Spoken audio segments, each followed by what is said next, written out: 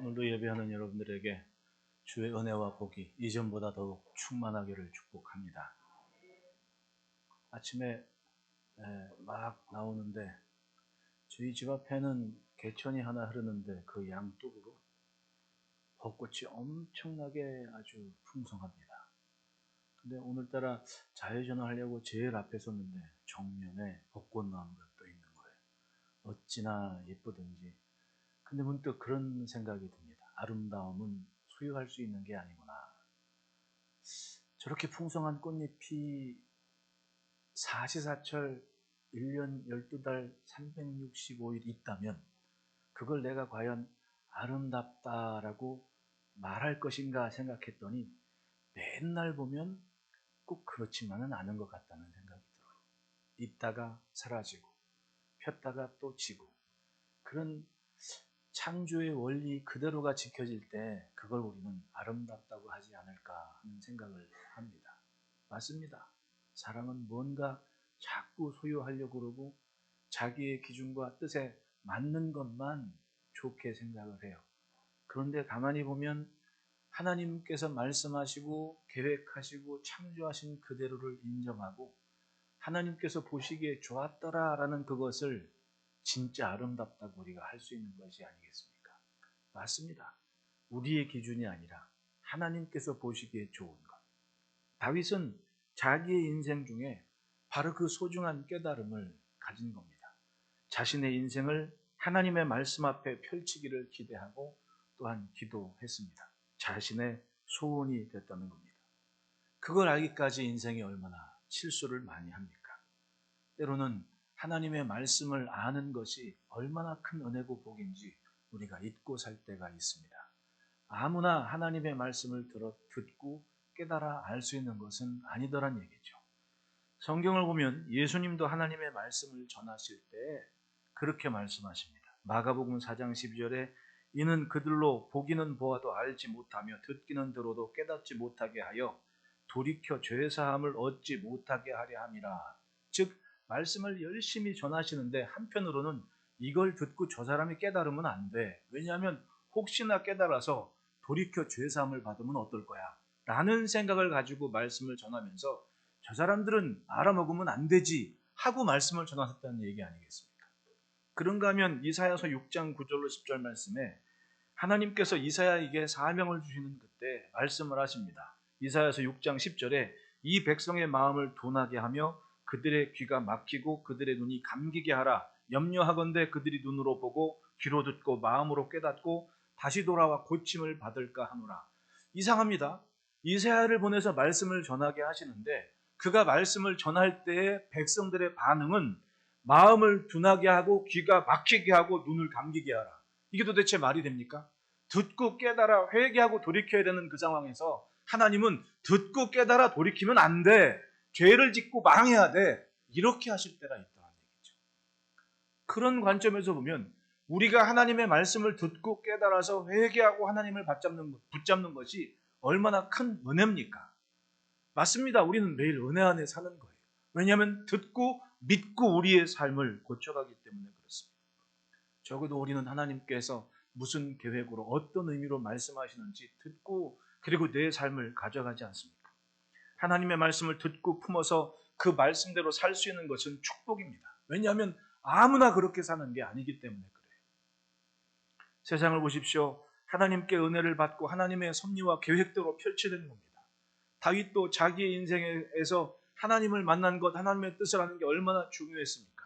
신기하게도 인생의 우여곡절 많았지만 다윗은 그 하나님의 뜻과 말씀을 절대로 포기하지 않는 중심은 가졌습니다. 사람이 그렇잖아요. 감정의 기복이 있고 자기 마음에 좋은 것을 좋아하게 누구나 그렇게 삽니다. 내가 계획한 대로 모든 게 잘 되고 기분이 좋으면 나는 하나님의 복을 받았어. 그리고 혹시라도 넘어지거나 자빠지거나 혹시라도 안 좋은 일이 있으면 내가 하나님께 죄를 받았나? 뭐가 잘못됐나? 그렇게 걱정 염려하지 않습니까? 그러나 그럴 때건 이럴 때건 변함없이 자기의 중심을 가졌다는 얘기입니다. 만약에 다윗이 평범한 사람들이 생각하는 것처럼 그렇게 생각하면 자긴 저주덩어리 아닙니까? 왜냐하면 멀쩡히 왕의 사이가 돼가지고는 잘 살 줄 알았는데 자기 옆에 있는 사람들이 전부 다 사울왕한테 죽일 놈 취급을 받으니까 얼마나 불안해. 내가 이거 완전히 세상에 저주 덩어리겠구나 이렇게 살았을 거 아닙니까? 그런데 시편을 보면 다윗은 늘 이럴 때나 저럴 때나 하나님을 놓치지 않고 하나님의 말씀을 붙잡고 삽니다. 차라리 혼자 되었을 때 더 절실하게 하나님을 붙잡은 시간이었습니다. 예, 아버지 품에 있을 때, 형제들 틈에 있을 때는 몰랐습니다. 그냥 이 신앙의 의분 하나만 가지고 골리앗을 막 무찌르겠다고 나서가지고 아주 그냥 혈기왕성한 젊음이 있었는데, 사울왕이 자기를 죽이려고 쫓아오는 순간 도망자가 돼서 내 곁에 있는 모든 사람들이 같이 원망받고 같이 죽을 지경에 처하니까 엄마 아빠도 내 옆에 오지 말고 형제들도 나를 찾지 말고 그리고 광야로 간 거 아닙니까? 그 혼자 있는 시간에 얼마나 침통하고 괴로운 시간이었겠습니까? 근데 그때 다윗은 성경을 보니까 더 절실하게 하나님을 붙잡고 더 가깝게 하나님을 둔 겁니다. 오히려 자기의 가장 가까운 곳에 사람은 없는데 하나님은 계시구나라는 것을 깨달아 합니다. 그게 바로 자연의 질서였고 하늘을 보며 깨닫게 된 지혜였던 겁니다. 따라합시다. 어두우면 더 잘 보인다. 사방이 캄캄할 때는 작은 불빛 하나도 마치 내 앞에 헤드라이트가 켜있는 것처럼 그렇게 느껴지는 거 아니겠습니까? 광선처럼 느껴지는 거예요. 맞습니다. 가장 절실한 시간에 내 안에 빛을 보는 겁니다. 다윗은 주변에 사람은 없지만 하늘을 보는 지혜를 가졌습니다. 이렇게 하늘을 보니까 비로소 하나님께서 얼마나 내 곁에 있는지 그걸 깨닫게 됩니다. 제가 처음 광야에 갔을 때 느낀 게 그겁니다. 그 이스라엘이라는 땅이 우리나라 경상남북도 크기 사이 우리나라보다 아주 작은 땅입니다. 그런데 광야를 보니까 그렇게 생각이 안 나요. 그냥 광활한 대지에 하늘을 보니 코발트색 하늘이 쫙 두어리처럼 펼쳐 있고 구름 한 점 없고, 그리고 땅을 보면 그냥 잿빛 마른 땅만 쫙 펼쳐져 있고, 그런데 그 순간 딱 차를 멈추고 그 도로 옆에서 그 맨 땅에 서가지고 하늘과 땅이 맞닿은 부분을 쳐다보는데 내 안에 이 가슴에 뭐라고 표현할 수가 없는 벅차오름이 있다니까요. 이걸 뭘로 표현할지는 모르겠습니다. 하지만 그 하늘을 보고 그 땅을 본 순간 야, 하나님은 정말 기가 막히시구나 하는 말이 나도 모르게 나오게 되는 겁니다. 1절 2절 보십시오. 하늘이 하나님의 영광을 선포하고 궁창이 그의 손으로 하신 일을 나타내는도다. 날은 날에게 말하고 밤은 밤에게 지식을 전하니. 세상에 하나님을 아는 사람 많습니다. 네? 근데 하나님이 지으신 세상을 인정하는 사람이 과연 그렇게 많을까요? 참 신기합니다. 하늘을 보면 신기한 겁니다. 하나님께서 말씀하신 순간 그 하늘이 생겼다는 거 아닙니까? 하나님께서 말씀하신 순간 땅과 하늘이 나뉘어졌다고 하지 않습니까? 우리는 내가 아는 게 전부라고 생각하고 막연하게 어떤 심리학자가 그런 얘기를 해요. 인간이란 아직도 만들어져 가고 아직도 자라고 있는데 신기하게도 인간은 자기가 완성된 존재인 줄 알고 살아간다. 나는 그 한 문장을 보고 참 늘 우리가 생각해오는 문제 아닙니까? 사람들이 다 된 줄 알고 살아요. 근데 여전히 세상은 자라고 있고 성장하고 변하고 있지 않습니까? 우리는 그 일부분인 거예요. 우리를 보십시오. 얼마나 성장을 빠르게 더디 가냐 빨리 가냐의 문제지. 안 그렇습니까? 제가 어릴 적에 초등학교 다닐 때 우리나라에서 제일 높은 빌딩은 문제에 나왔습니다. 국어시험 문제. 그때 뭐라고 썼습니까? 3일 빌딩이었단 말이에요. 우리나라의 제일 높은 빌딩, 우리는 답이 3일 빌딩이었습니다. 근데 이렇게 학교 다니다 보니까 갑자기 여의도에 63층 빌딩이 생겼대요. 와, 그 68, 나도 딱 한 번 가봤는데 그거 구경하려고 저 시골에서도 올라와가지고 서울 사람보다 더 먼저 본 사람들이 많거든. 63빌딩이 최고 높이, 야, 우리나라의 63빌딩이야. 근데 지금 몇 층이에요?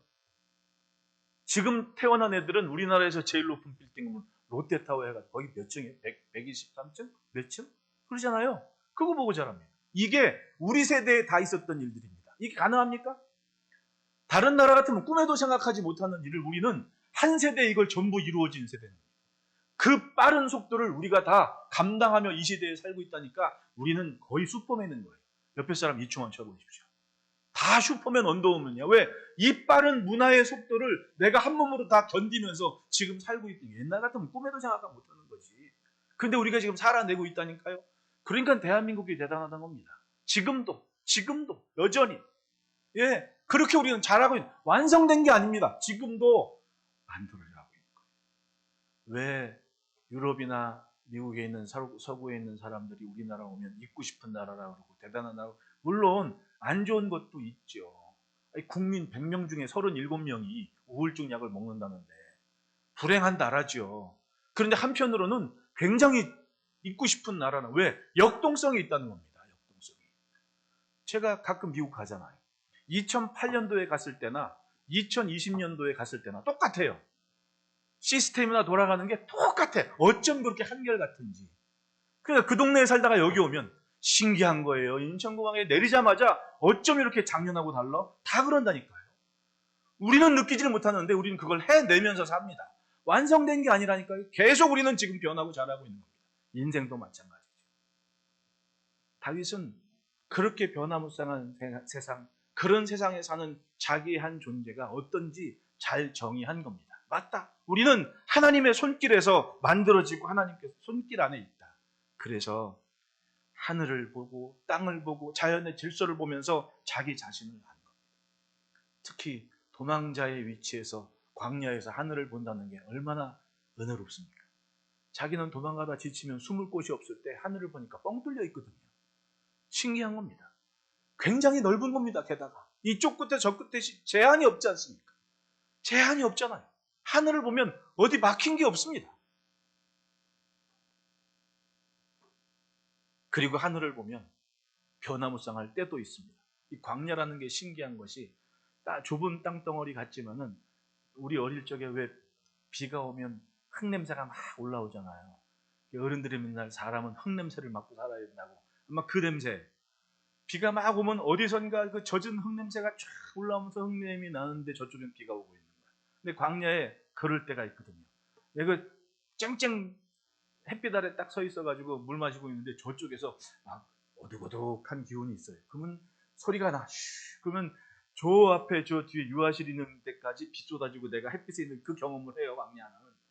그러니까 자기는 그걸 느낄 거 아닙니까? 멀쩡히 해 아래 있다가도 저기서 비가 다가오는 거 보면 야 이렇게 참 변화무쌍하네. 그걸 눈으로 내가 직접 보면서 느끼는 겁니다. 아닌 것 같은데 갑자기 비가 오고 그렇게 비구름이 확 지나가면 저쪽에는 기온 지나가는 마을을 보면 무지개가 막 쌍무지개가 막 우리는 쌍무지개 보기 힘들어 뭐 신기하다. 그 동네는 허구한 날 뜨는 게 쌍무지개야.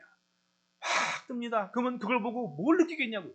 변화무쌍한 중에서도 하나님은 아름다운 뭔가의 작품을 만들어 가시는구나라는 것을 느끼게 된다. 그리고 그렇게 넓어 보이고 그렇게 대단해 보이지만 그러면서도 하늘은 참 제한적인 걸 느껴요. 왜? 날이 영원하지는 않는 겁니다. 날이. 안 그래요? 낮이 있고 밤이 있더라는 겁니다. 낮이 있고 밤이 있다. 기가 막히게 맞아 떨어지는 겁니다. 신기하게. 한 채 오차 없이 변화되는 그리고 변환되는 그 모습을 보고 하나님이 하시는구나 하는 것을 다윗은 깨달은 거예요. 그래서 3절 4절 보십시오. 언어도 없고 말씀도 없으며 들리는 소리도 없으나 즉 아무런 소리가 있지는 않아요. 무슨 명령이 있는 것도 아니야. 하지만 4절에 그의 소리가 온 땅에 통하고 그의 말씀이 세상 끝까지 이루도다라고. 분명히 무슨 신호나 사인이 있는 것도 아니고 누가 호루라고 명령하는 것도 아닌데 신기하게도 하나님께서 만드신 그대로 잘 지켜지고 운행이 되는 겁니다. 그 소리가 온 땅에 통하고 맞습니다. 떠오르는 태양은 막는다고 막히지를 않지 않습니까? 그냥 시간 되면 뜨는 겁니다. 신기하게 그걸 갖고 어떻게 해석하냐 내 문제지. 태양은 항상 태양이 없고 달은 항상 달의 자리에 있고 그걸 광야에서 하늘을 보며 깨달은 겁니다. 떠오르는 해를 보고 느꼈습니다. 5절에 해는 그의 신방에서 나오는 신랑과 같고 그의 길을 달리기 기뻐하는 장사 같아서 나는 어쩜 이렇게 이 문장이 참 신나게 마음에 와 닿는지. 여러분 해 뜨는 거 보셨습니까? 한번? 제가 가끔 행사 있을 때 속초를 자주 가잖아. 1년에 한 번은 꼭 가지 않습니까? 그러면 아침에 해 뜰 때 이렇게 밖에 나와서 있으면 저 수평선에서 해가 탁 빨간색 탁구공 많은 게 퐁 하고 튀어오르는데 그게 튀어오르기 전까지는 그냥 하늘이 밝아지고 불그스름하고 뭔가 있긴 있는 것 같은데 마음이 졸여. 언제 뜨나 막 보고 있어. 그러면 그게 그렇게 안 떠올라요. 근데 이게 퐁 하고 수평선에 떠오른 다음에는 이게 왜 이렇게 빨리 가요? 쭉 하고 가는 것 같아. 그걸 지금 표현하는 거예요. 해는 그의 신방에서 나오는 신랑 같고, 결혼 혼인잔치하고 첫날 밤 전남에 방에서 나올까 말까 불 꺼러서 어떻게 조마조마하는 신랑이 신방에서 툭 튀어나왔다는 얘기입니다. 그리고 딱 튀어나왔는데 웬걸요? 장사같이 휙 하고 지나간다. 참 재밌게 표현하지 않습니까? 이걸 혼자 있는 시간에 하늘 보고 광야에서 해 떠오르기 직전에 그 마른 땅에서 어딘가에 해가 뜨겠거니 기다리는, 밝은 날을 기다리는 다윗의 마음처럼 이렇게 지켜보고 있는데, 부끄러운 듯 나올까 말까 하던 해가 퐁하고 뛰어오르더니 장사의 기운처럼 휙 하고 지나가 버리더라는 겁니다. 맞습니다. 하나님께서 만들어 놓으신 그대로가 제일 아름다운 것이고, 나 역시도 하나님께서 만들어 놓으신 작품 손길 되어서 이 자리에 있는 겁니다. 흥하고 망하고의 문제가 아닙니다. 내 존재 자체가 하나님께서 보시기에 아름다운 존재로 지금 이때를 감당하고 있다는 거예요. 그의 소리가 온 땅에 통하고 그의 말씀이 세상 끝에 이르도다. 모든 것이 하나님께서 말씀하신 그대로 이루어진다. 그래서 깨닫습니다. 여러분 7절부터 9절까지의 말씀에 여호와의 율법은, 여호와의 증거는, 여호와의 도는, 여호와의 교훈은, 여호와의 계명은, 여호와의 법도는, 다 이게 뭐예요? 하나님의 말씀이거든요. 그 말씀 앞에 자기 인생을 펼치겠다는 겁니다. 맞다! 그의 소리가 온 땅에 통하는도다라는 얘기는 자신의 인생조차도 하나님의 말씀 앞에 펼치면 그 말씀이 나를 의롭게 하고, 나를 정결하게 하고, 나를 순결하게 하고, 영원한 삶으로 나를 지켜가는 것을 믿음으로 고백한다. 우리도 절박할수록 하나님의 말씀에 파묻혀야 됩니다. 힘겨울수록 또한 고민 많을수록 하나님의 말씀을 붙잡아야 되는 거예요. 제가 늘 말씀드리지 않습니까? 걱정과 염려를 미리 대출받아 하지 말라. 걱정이 오지도 않은 건데 미리 대출을 받는 거야. 그리고 그걸 미리서 걱정하고 있는 거지. 미리 땡겨 하는 거야. 안 올 수도 있는 건데. 차라리 그 시간에 하나님의 말씀을 더 붙잡고 더 매달리고 그런 시간을 갖는 게 솔직한 은혜 아닙니까? 그게 지혜라는 겁니다. 지혜라는 거. 저도 그 미국의 한 유명한 저널리스트가 우리나라 왔다가 우리나라에 대해 발전적인 것만 얘기하는 것이 아니라 우리나라가 우울한 사회가 됐다고 그렇게 기록을 했잖아요. 그리고 지금은 다트머스 대학 총장까지 하신 분이지만 그분이 세계은행에서 한 일이 그거잖아요. 우리나라를 진단했더니 우리나라가 심각한 사회 문제, 우리나라는 죽음으로 가는 사회가 되고 있다고. 왜냐하면 서울 인구 중에 신생아 출생률이 과거에 2, 3 이렇게 됐다가 지금은 0.52로 떨어졌다는 겁니다. 전국 통계로는 0.7. 그렇게 신생아가 없다는 거예요. 그럼 향후 10년 후에, 20년 후에 생산력이 없는 나라가 되어버렸다는 겁니다. 그러니까 사회적으로 볼 때는 우리나라는 지금 열심히 성장하고 대단한 걸 이루는 것 같지만 죽음으로 가는 사회가 되고 있다고 정의를 하는 거예요. 사회학자들의 시선은 그렇다는 얘기입니다. 이게 다 못 땡겨는 거예요. 걱정을 땡겼으니까 안 해도 되게 걱정을 하는 겁니다. 차라리 그 시간에 하늘 한 번 보고 땅 한 번 보고 해 한 번 보고 달 보고 다윗처럼 하나님을 붙잡고 자기가 하나님 말씀을 펼친 인생이면 안 해도 될 걱정과 염려 때문에 무너지는 자기 인생을 분명히 볼 겁니다. 다윗은 완벽하게 무너진 자리에서 그걸 깨달은 거예요. 맞다. 하나님의 말씀 앞에 나를 펼치자. 그러므로 따라합시다. 말씀으로 나를 찾는다. 7절부터 9절 말씀에 여호와의 율법은 어떻다? 완전하다. 여호와의 증거는 어떻다? 확실하다. 8절에 여호와의 교훈은 어떻다? 정직하다. 여호와의 계명은 어떻다? 순결하다. 여호와를 경외하는 도는 어떻다? 정결하다. 여호와의 법도는 어떻다? 진실하다. 자기에게 꼭 필요한, 자기 인생에 꼭 있으면 좋겠다 하는 그것이 다 하나님의 말씀 앞에 있더라는 겁니다. 그의 소리가 온 땅에 통하여, 즉 그 말씀이면 그 모든 것을 시원케 할 수 있는 답이 있다고 생각을 하는 겁니다. 영혼을 소송시키고 우둔한 자를 지혜롭게 하고 마음을 기쁘게 하고 눈을 밝게 하고 영혼까지 이루고 다 의로운 그런 삶을 살 수 있는 것은 하나님의 말씀 앞에 자기의 인생을 펼칠 때 맞습니다. 하나님의 말씀에 진짜 내 모습을 보는 겁니다. 인생의 희로애락의 문제 앞에 휘둘릴 수밖에 없고 한없이 나약해질 수밖에 없는 인생이지만 하늘을 보고 땅을 보고 해를 보고 달을 보니 내 인생도 하나님의 말씀에 맞추면, 그걸 쫓아가면 의롭고 소성하고 영혼까지 이루는 분별이 있고 지혜로운 인생으로 서겠구나라는 것을 깨달아 알게 됐다는 겁니다. 그것이 광야를 견뎌낸 신앙의 의지였고 왕으로서의 사명을 감당할 수 있는 에너지였고 전쟁에서 지치지 않고 싸워서 승리할 수 있는 강건한 비결이 됐다는 겁니다. 여러분, 이걸 아무에게나 주시겠습니까? 각별한 만큼 오직 믿음으로라야 그걸 깨닫는 겁니다. 하나님의 뜻이 세상에 있습니다. 우리는 하나님께서 잡아주셨기 때문에 지금 여기 여전히 건재하고 오늘도 주님 앞에 예배하는 겁니다. 그래서 듣고 믿으면 살아나는 거예요. 믿음은 들으면서 난다고 그러지 않습니까? 사람이 자기 힘으로 할 수 있는 것이 많을수록 신앙이 온전하기 힘든 때가 되어버렸습니다. 말씀드렸듯이 옛날에는 의지할 것이 하나님밖에 없어서 문제만 있으면 교회에 뛰어와서 기도하고 새벽 예배면 새벽 예배, 수요일은 수요일, 금요일고 말씀이 늘어진 곳이면 어디든 쫓아가서 방방곡곡 집회가 있다 그러면 다 달려가면서 은혜를 받고 하나님의 말씀을 듣고 갈망하고 은혜를 사모했거든요. 그런데 이제는 그런 때가 아닙니다. 우리는 우리 힘으로 할 게 참 많습니다. 여러분, 대한민국처럼 살기 좋은 사회가 어디 있습니까? 문 밖에만 나가면 내가 치킨집도 있지, 마트도 있지, 24시간 식당도 있지, 이런 나라가 어디 있습니까? 그 중에서 이 도봉구는 유명해. 왜냐하면 서울 시내에서 채소값 제일 싼 곳이 우영마트랑 신창시장이래요. 그 우영마트 신창시장에 가려고 저 종로에서도 오고 막 그런데. 대단한, 참 좋은 동네 사시는 분이에요. 여러분들은 대단한 겁니다.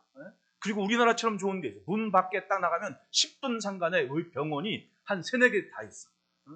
걸어서 5분 쌍문역에만 나가도 병원이 한 8개는 있는 거야. 이렇게 좋은 세상이 어디 있습니까? 그러니까 뭐야? 얼마나 좋은 사회인지 모른단 말이야, 스스로가. 맨날 누리고 사니까.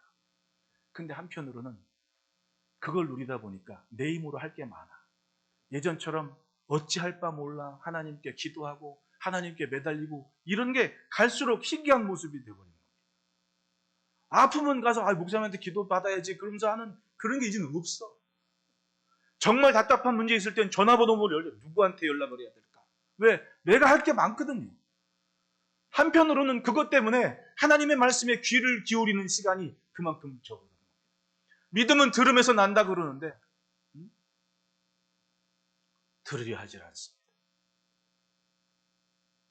우리는 하나님의 말씀 앞에 있는 능력을, 그 안에 담긴 능력을 믿어야 돼요. 보십시오. 하나님은 그 말씀 한마디로 빛이 있으라, 정말 빛이 있었습니다. 해와 달이 그래서 생긴 겁니다. 그의 소리가 온 땅에 통하여라는 하나님의 말씀 때문에 들리지는 않지만 하나님의 말씀 때문에 세상이 움직이는 걸 다윗은 알지 않습니까? 그렇다면 하나님께서 내게 말씀하실 때 없는 것을 있는 것 같이 부르신다고 하셨는데 지금 내게 가장 절실하지만 지금 내게 없는 그것을 하나님 앞에 매달리고 붙잡고 간구 있을 때 있으라 하는 그 말씀이 내게 있을 것을 왜 못 믿냐는 말씀입니다. 그건 내가 붙잡아야 알고 매달릴 때만 깨닫게 되는 거 아닙니까? 그 소리가 들릴 때까지 기도하면서 매달리고 붙잡는 그런 삶이 희귀한 때가 되어버렸습니다. 절실할 땐 갈급하게 매달렸다가 아무 일 없으면 그냥 또 아무리 있는 것처럼 살아가는 겁니다. 꼭 어려움이 있을 때야 정신 차리고 기도하겠습니까? 아니죠. 평범할 때 평온한 시간에 더 잘하라고 선지자들은 외치지 않았습니까? 맞습니다. 한결같이 하나님 앞에 있는 것을 인정할 줄 아는 지혜를 가져야 됩니다.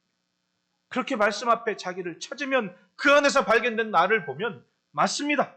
완전하고 확실하고 순결하고 정결하고 그리고 영원하고 진실한 그 뭔가 내 인생에 가장 아쉬운 것이 완벽하게 채워지고 해결되는 내 모습을 보는 겁니다. 여러분, 말씀 안에서 스스로를 찾는 지혜를 가집시다. 둘째로는 따라합시다. 말씀이 순금보다 귀하다. 10절에 금 곧 많은 순금보다 더 사모할 것이며 꿀과 송이꿀보다 더 달도다. 여기 다윗이 얘기한 순금과 재물은 꿀과 송이꿀은 다른 게 아닙니다. 재물 그리고 약이죠. 약. 치료약이에요. 우리도 지금 가끔 염증이 있거나 막 그런 꿀 발라요. 입안에 염증 생기면 할머니가 얼른 꿀 이렇게 물고 있으라고 얘기해요. 꿀은 고대 사회에서도 치료약으로 쓰일 때가 많았습니다. 네. 속 안 좋으면 아침 공복에 꿀 한 숟가락 먹으면 그게 한 쭉 꾸준히 잘 다니면 속이 좋아진대요. 염증이 잡히고 좋아진다고 얘기를 해요. 예, 예전에는 꿀이 만병통치약이고. 그런데 그런 제물과 치료약보다 더 귀한 것이 하나님의 말씀이라고 다윗이 고백을 해요. 왜? 그 말씀을 듣고 자기를 비추니까 내 모습을 보았고 어디서 어떻게 바뀌고 변화될지 스스로가 인식을 하니까 잘못된 것, 왜곡된 것, 무너진 것이 자꾸만 채우고 세워지는 것을 다윗이 경험을 한 겁니다. 맞습니다. 욥이 무엇 때문에 자기의 믿음이 언제 순금처럼 나온다 그렇습니까? 하나님의 말씀을 의지하고 믿고 믿음을 갖고 자기를 지키니까 예, 불평도 뭐 있을 때 있지만은 정신 차리고 사실 옆에 있는 세 친구들이 와서 얘기한 게 틀린 말은 아니에요. 다 바른 소리만 합니다. 다 바른 소리를 하니까 더 아픈 거예요. 어쩜 그렇게 구절이 맞는 소리만 하는지 그것 때문에 더 아프긴 아파하지만 지금 내가 당하는 고난은 그게 전부가 아니에요. 그게 이유가 아닌 것을 자기는 알고 있습니다. 왜? 친구들은 어떻게 볼지 모르지만 내가 하나님 앞에 지켜온 삶은 내가 알고 백성들이 다 아는 얘기. 참고 견디는 겁니다. 흐트러짐 없이 하나님을 붙잡고 또 붙잡으면서 노래하지 않습니까? 내가 이 일이 다 지난 후에는 내 믿음이, 내 인생이 순금이 되어 나올 거야. 맞습니다. 하나님의 말씀을 붙잡고 견디는 만큼 순금이 되는 겁니다. 하나님의 말씀이 그런 순금 같은 믿음으로 나를 만들어 가는 겁니다. 알면 알수록, 들으면 들을수록 더 가까워지고 더 받고 싶고 더 품고 싶은 말씀. 에녹은 300년을 하나님과 동행을 했다 그래요. 동행이 뭡니까? 듣는 얘기를 자꾸 맞추니까 같이 갔다는 거 아닙니까? 엘리야도 하나님의 말씀을 듣고 그 말씀을 그대로 전하면서 능력 있는 선지자 노릇을 했지 않습니까? 그러니까 죽음을 보지 않고 올라가는 거예요. 그러니까 우리는 모르지만 눈에 보이지도 않지만 뭐가 있긴 있어. 그렇죠? 네? 죽음을 보지 않고 올라갔다 그러잖아요. 에녹하고 엘리야가 간 곳이 있다는 겁니다. 간 곳이 있기 때문에 성경은 기록을 하고 그걸 믿으라고 한 거예요. 지금도 마찬가지 아닙니까? 제한적인 삶이지만 우리는 그걸 인정해야 돼요. 하나님께서 준비해 두신 곳이 있구나. 그걸 아니까, 믿으니까 자신의 삶이 흐트러지지 않게 하나님의 말씀을 붙잡고 그 말씀에 맞춰 사는 거 아닙니까? 시편 110편 103절에는 주의 말씀의 맛이 내게 어찌 그리 단지요 내 입에 꿀보다 더 단이이다라. 상처투성이의 인생일지라도 하나님의 말씀을 듣고 믿으니까 그 말씀이 자꾸만 나를 고치고 만들어 갑니다. 다윗을 그렇게 붙잡아 줬다는 거예요. 주의 말씀의 경계는 재물보다 우선할 것이고 주의 말씀에 대한 갈급하는 세상 그 어떤 보약보다 더 사모하는 믿음을 가져야만 됩니다. 따라합시다. 먹으면 티가 난다. 그것이 하나님의 말씀의 은혜입니다. 먹으면 먹을수록 티가 나요. 들으면 들을수록 바뀝니다. 뭔가 맞추는 인생, 펼쳐진 인생은 반드시 따라가게 되는 겁니다. 그래서 여전히 우리는 잘하고 있지 않습니까? 천국 갈 때까지 우리는 멈추지 않고 잘하는 거예요. 성경은 한번 보십시오. 보면 볼수록 해가 바뀌고 보면 또 다르고 해가 바뀌고 보면 또 다르고 어떻게 이걸 놓칠 수가 있겠냔 말입니다.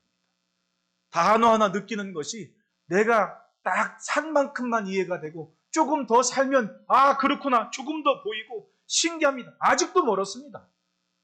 그걸 인정하고 그렇게 하나님의 말씀을 삼아 세상과 어떤 재물보다 세상과 어떤 보약보다 더 품어야 될 것이 주의 말씀이라는 것. 그러므로 셋째 따라합시다. 말씀으로 나를 지킨다. 듣고 믿은 만큼은 경계가 세워지는 겁니다. 11절에 또 주의 종이 이것으로 경고를 받고 이것을 지킴으로 상이 크니이다. 나로 상 받을 인생으로 만들어주는 게 하나님의 말씀이라는 겁니다. 들었기 때문에 안다는 거예요. 아니까 그걸 지켜나가겠다는 겁니다. 누굴? 나를 지키는 겁니다. 머리로 알게 된 말씀이 가슴으로 내려와 인생을 변화시키는 원동력이 되어야 됩니다. 예, 내가 성경을 몇 구절 외웠는지 그게 중요한 게 아닙니다. 한 단어라도 그것이 내 말씀에 각인되어졌을 때 나로 멈출 수 있게 하는 것. 그게 지혜입니다. 그게 지혜. 그래서 들으면 들을수록 내 인생에서 하나님의 자리가 더 커지는 거예요. 맞습니다. 하나님의 자리가 크면 클수록 내가 만나는 일상의 일들이 작게 느껴지는 거예요. 작게 느껴지는 겁니다. 다윗을 보십시오. 돌멩이 들고 골리앗 앞에 섰습니다. 그때 당시 사울왕 옆에 이스라엘의 용사들이 적어도 3,000명은 있었습니다. 근데 그 3,000명 중에 누구 하나 골리앗 마주보고 나와서 싸울 용사가 없었던 거예요. 겉보기는 용사인데 신앙의 의지나 믿음이나 생각이 꽉꽉 막혀서 답이 없는 인생이었던 거예요. 그런데 목동 다윗이 거기를 딱 봤더니 기가 막힌 겁니다. 어떻게 하나님의 군대가 하나님의 이름을 모욕하는 장수 하나를 얻지 못하고 저렇게 있나.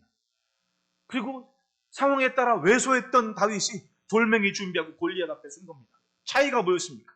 다윗의 생각에는 하나님의 자리가 컸습니다. 그랬더니 인생의 문제가 전쟁터의 난처함이 작게 느껴지던 겁니다. 내 안에 하나님이 커지니까 내 앞에 있는 일상이 다 작게만 느껴지는 거예요.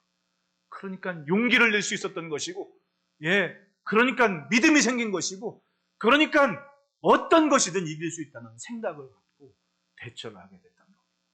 승리할 때만이 아니라 도망자 있을 때도 똑같이 그렇게 산 거예요.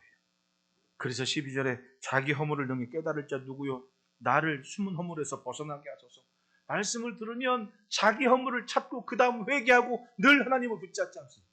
성경에 다윗의 실수를 고스란히 기록한 이유가 뭘까요? 아브라함의 실수를 그대로 기록해 놓은 이유가 뭘까요? 말씀을 들었을 때 인정하고 돌아섰는데 빨랐다는 얘기입니다. 그건 마찬가지입니다. 우리도 말씀이 경계가 됐을 때 자기 허물을 능히 깨달을 자 누구? 내가 잘못했구나. 나를 숨은 허물에서 벗어나게 하소서 기도하며 하나님께 매달리는 지혜와 믿음을 갖기는 어렵다는 거예요. 다윗은 그걸 한 거예요. 내가 왕이어도 나단 선지자의 꾸지람에 정신 바짝 차리고 회개하면서 자기에게 주어진 일을 감당한 겁니다. 적극적으로 또 주의 종에게 고의로 죄에 짓지 말게 하사 그 죄가 나를 주장하지 못하게 하소서. 맞습니다. 죄가 나를 주장하지 못하도록 내가 하나님의 말씀에 정직하고 죄에서 벗어나겠다는 의지를 갖고 살게 됐던 겁니다. 그것이 말씀의 능력이었던 겁니다. 죄는 인생을 망칩니다. 광야에서도 자신을 지키는 것은 바로 하나님의 말씀이었던 겁니다. 아무리 절박해도 다윗은 그 선은 넘지 않았습니다. 보세요.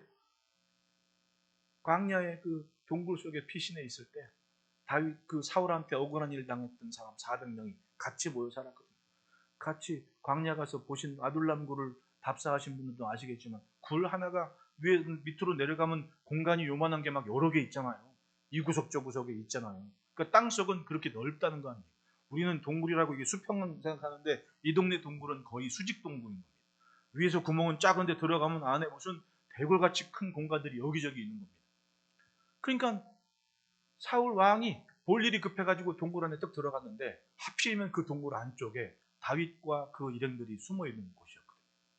어차피 군대가 다가오니까 다 알아서 숨었어. 근데 하필이면 사울 왕이 자기들을 숨어 있는 동굴로 내려와서는 볼일 보고 있는 겁니다. 옆에 있는 사람들이 자 이건 주의 뜻이라고 주의 응답이라고 이거 하나님께서 당신에게 주신 기회라고 막 하니까 진짜 그렇게 야 이거 하나님이 주신 기회구나. 그냥 싹 죽이고 끝이 끝나는 거야. 근데 다윗은 자신이 평소에 어릴 적부터 들었던 말씀이나 선지자 사무엘의 손길 속에 느끼는 그 믿음은 아무리 주의 뜻인 것처럼 보아도 분명히 경계는 있지 않을까. 그리고 그 뒤로 살건사람 돌아가서 사울왕의 옷자락을 요만큼 짧고 왔는데 그게 너무 마음이 아팠던 겁니다.